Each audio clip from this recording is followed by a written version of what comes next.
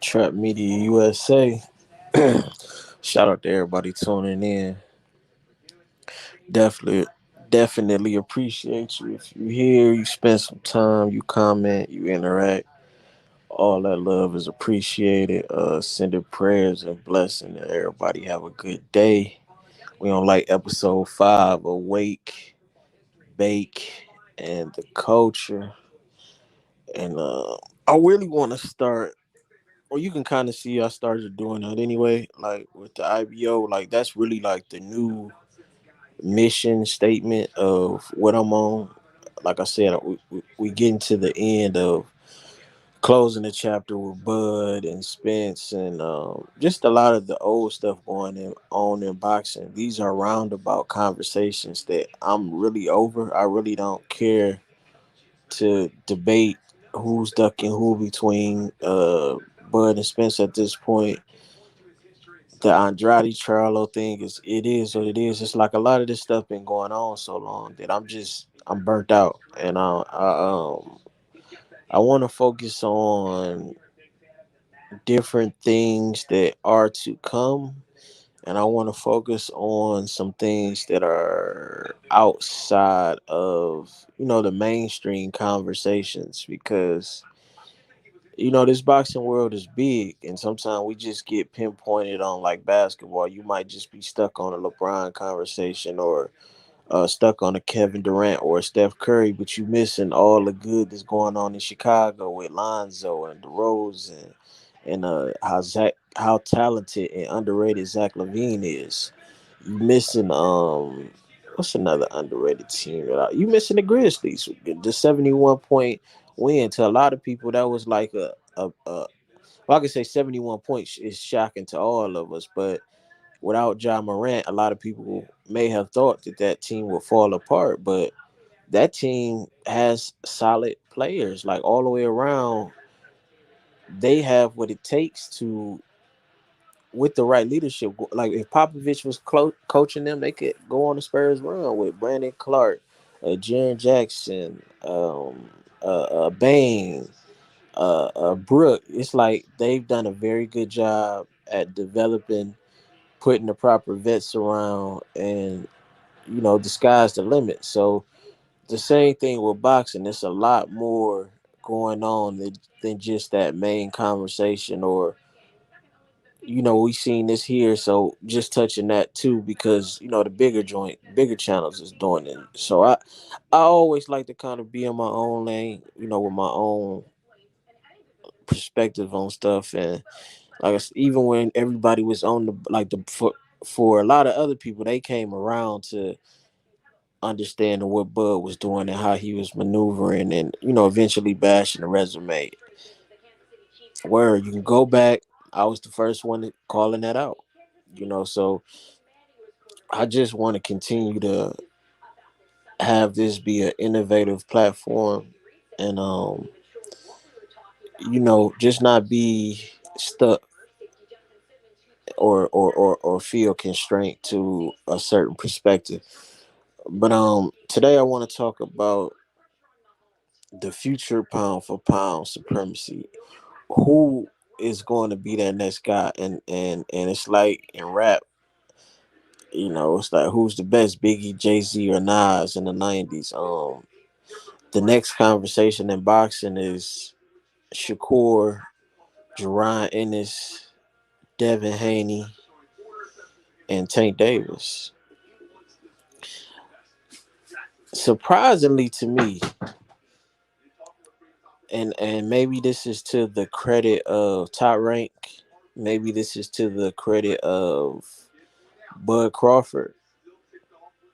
I'm not really sure why, but I would like if someone could explain to me why are the Super Shakur fans so high on Shakur? Not just as the individual, but as compared to everybody else. Because when we talk about future pound for pound number one, I always hear them say Shakur is going to be the future number one pound for pound guy. Better than Tank, better than Devin. And even surprisingly more so, they said, I would assume they saying more than Boots too. And to me, I would think Shakur is at the bottom of that conversation. Even right now, I don't get shout out to my guy Skinny. He has Shakur over Tank on his pound for pound, but he not the only one. I don't get how Shakur beating Jamel would be put over a guy like Boots, because most people, as much as they like Boots, they don't put him on a pound for pound. But I have seen Shakur on a lot of people pound for pounds. But I don't get how is that a better win than Boots beating Lipinets when Lipinets only lost a pound for pound Mikey Garcia. We talking about he had a better fight with Mikey than Broner, who was still pretty good at the time. And the fight was, it was competitive. Yeah, he got dropped for the first time in his career, but we talking about even through the amateurs, he had like 300 kickboxing fights and had never been put down. This is a very skilled guy who accomplished a championship goal early in his career and gave one of the pound for pound best, Mikey Garcia, who we all give Spence credit for beating that version of Mikey. And for this guy to go out there and have a good fight against Mikey and then turn around, move to 47 and dominate Lamont in a fashion that we didn't even see Earl Spence dominate Lamont. Jalik, what's the deal, Jalik? Ghost, what's going on? Boots hit it, and I agree, but I'm saying right now, I don't understand why the Shakur fan base, why are they putting Shakur over Boots when Lipinet's win is way better than Heron? Even Delorme was whooping Crawford. Boots get him out of there real quick. Even the Van Heerden, they had to wave that fight off. But Van Heerden always like to point out Spence couldn't really, he didn't really put me out. So I don't understand with those 3 wins, especially the Lipinets over the other 2. Most of them guys Shakur fought the Mexicans and stuff. Them boys couldn't fight. And they was slow fight. Like these, man, come on. We know they not on his level, and they know nowhere near Lipinets. Lipinets can actually fight. They putting Shakur over Boots because of belts, supposedly. But it's about who. See, that's what I really want. I really want in the I really want in the future us just not getting caught up in just because a guy won a belt. It's like, who are you beating? I can, even with Tank, like they'll disrespect Tank a lot in the Shakur conversation, but Tank going to fight a bigger Barrios, a taller Barrios, a Barrios who, he got some good work. That's more impressive than beating Heron. Do we think Heron can beat any of these guys? Like Heron is an average fighter. He's a good guy, but come on, man. We gotta stop.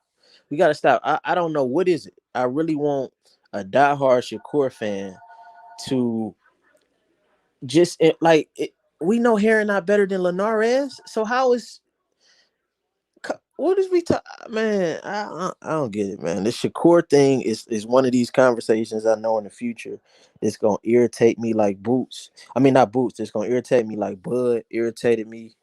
Um, most of all of this time, because just like Bud, he's gonna be hitting over there with Top Rank. He's hiding at 130 when he can be at 135 and getting some real smoke.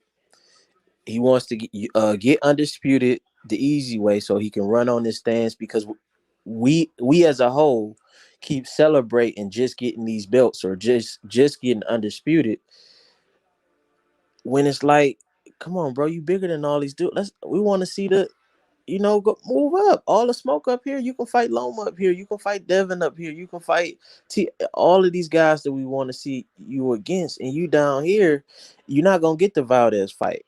We see Bob want to protect Valdez, so it's like it's always been a no-brainer to me.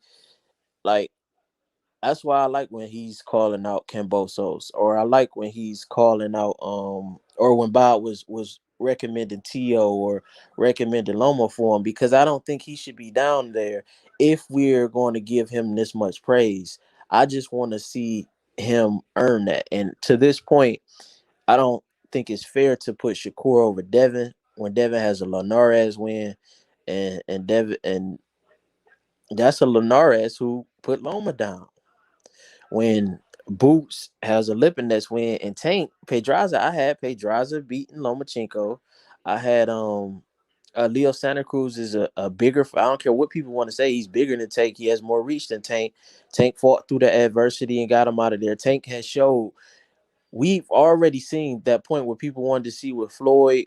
You know, when he got hurt by Mose, we've seen Tank under the pressure of being down. We haven't even seen that from Shakur yet. So my thing is, let's not disrespect a Tank Davis putting Shakur over him when he's fought better competition. Jamel Herring is nobody. Like, all of these guys watch Jamel Herring. Like, Jamel Herring he's in shape. He fought for the country. We respect that. But when we talk about boxing, we got to stop. And Joette Gonzalez and the girl, like, all of them, man, come on. We know them guys are just manufactured to make a fighter look good.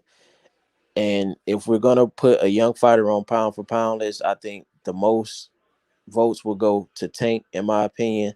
The second most votes will go to Boots, and then I will put Devin Haney. Because I like the Lipinets. It's a toss up. I'm not mad between Boots and Devin Haney because it's debatable whether Lipinets or Linares. Both of those are very solid quality wins for me. But I would say Boots, because if we say the opponents are equal, I would say Boots is more skilled. So future pound for pound conversation. My top four of these guys is Tank,